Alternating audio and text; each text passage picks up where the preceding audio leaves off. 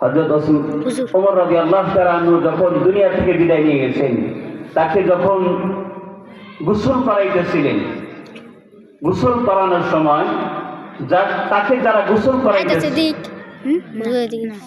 গোসল করাইতেছে, যার যখন পানি দিবে শরীরের উপরে, পানি দিতেছে, দেখা যায় শরীর দিকে জায়গায় জায়গায় ক্ষত, জায়গায় জায়গায় ঘা। এবার গোসলকারী ব্যক্তিরা যারা দুইজন তারা বাহিরে আসে বললেন, তার ছেলেকে জিজ্ঞাসা করলেন, এই ওমরের ছেলে আপনার বাবাকে আঘাত করবে, আপনার বাবাকে প্রহার করবে, আপনার বাবাকে মারবে, এরকম মানুষ এই আরবের মধ্যে একটাও খুঁজে পাওয়া যায় না। কিন্তু আজকে আমরা গোসল করাইতে যায় দেখলাম হযরত ওমর রাদিয়াল্লাহু তাআলা আনহু জায়গায় জায়গায় ক্ষত। এর কারণটা কি? ওনার ছেলে বলতেছেন, আমার বাবা কে প্রহার করবে, আরবের মধ্যে এমন কোন লোক নাই তাকে যে মারবে, এরকম সাহসী ব্যক্তি কেউ নাই। কিন্তু আমার বাবা, তার একটা অভ্যাস ছিল, প্রতিদিন ফজরের পরে তার সাথে একটা খাতা ছিল, একটা কলম ছিল, যার দ্বারা যেটা সে লিপিবদ্ধ করত। আজকে কয়টা আমল করছে, কয়বার আল্লাহকে ডাকছে, কয়বার মালিকের কুদরতি বানিয়েছে, সিজদায় দিছে, কয়বার মানুষকে সাহায্য করছে, কয়বার মানুষের সাথে ভালো ব্যবহার করছে, সমস্ত আমলগুলো তার খাতার মধ্যে লিপিবদ্ধ করছে।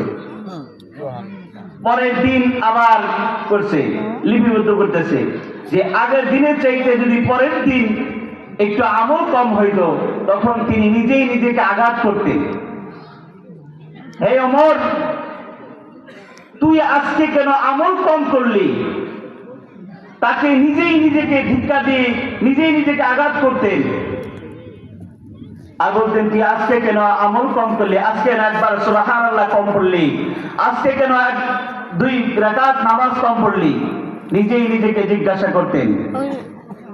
হযরত ওমর রাদিয়াল্লাহু তাআলা এইভাবে নিজেকে বারংবার নিজেকে এইভাবে নিজেই নিজেকে ধিক্কার দিচ্ছে, নিজেই নিজেকে আঘাত করছে। অথচ তিনি জান্নাতি ছিলেন, জান্নাতি সার্টিফিকেট পাওয়া একটা ব্যক্তি ছিলেন। আর আমি আপনি তাহলে জান্নাতি সার্টিফিকেট পাওয়ার পরেও যদি তিনি নিজেকে এতটা আমলের জন্য কষ্ট দিতে পারেন, তাহলে আমি আপনি কোনটার সলিমুল্লাহ? যে আমি আপনার দ্বারা খেলার মধ্যে নামাজ কেটে যায়, আমি আপনার মধ্যে বিভিন্ন রকম ভাবে সময় অযথা হয়ে যায়, আমি আপনার একবার সুবহানাল্লাহ যে সারাদিন বলবো, একবার সুবহানাল্লাহ বলবে না, এরকম লোক অনেক আছে। সারাদিন চলে যাবে, একবার আল্লাহকে আল্লাহ বলে ডাকবে না। সারাদিন চলে যায়, একবার আল্লাহকে সুবহানাল্লাহ বলে জিকির করবে, এরকম অনেক মানুষ আছে, করে না। এইভাবে অনেক সাহাবাই তাদের আমল কমতি হওয়ার কারণে বিভিন্ন রকম ভাবে এরকম নিজেই নিজেকেই বলতেন। এর মধ্যে আরেকজন সাহাবী হযরত আবু বকর নিজেই নিজেকে মানুষের সামনে নয়, গোপনে আড়ালে যাইয়া নিজেই নিজেকে জিজ্ঞাসা করতেন, ও আল্লাহ, তুমি আমাকে যদি মানুষ না বানাইয়া আমাকে যদি ঘাস বানাইতা, পশু পাখি গুলো আমাকে আহার করে খায় ফলাইতো, আমি আবু বকরের কোনো হিসাব দেওয়া হইতো না। বারংবার এভাবে বলতে থাকে, আবার বলতে থাকে, ও আল্লাহ, আমি আবু বকরকে যদি খড় খুঁটা বানাইতাম, তাহলে খড় খুঁটা বানাইলে মানুষ আমাকে আঘাত করে কাইটা ঘর বানাইতো, আমার কোনো হিসাব হইতো না।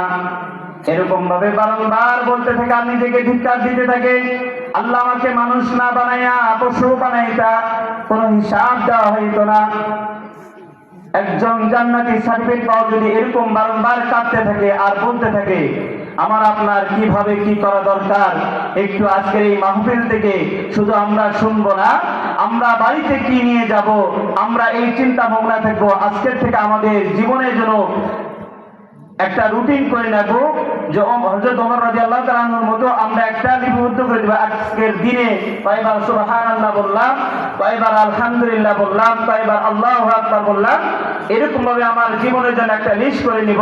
আল্লাহ তাআলা আমাদের প্রত্যেককেই সঠিকভাবে আমল করার তৌফিক দান করেন। ওয়া আখিরু দাওয়ানা আলহামদুলিল্লাহ।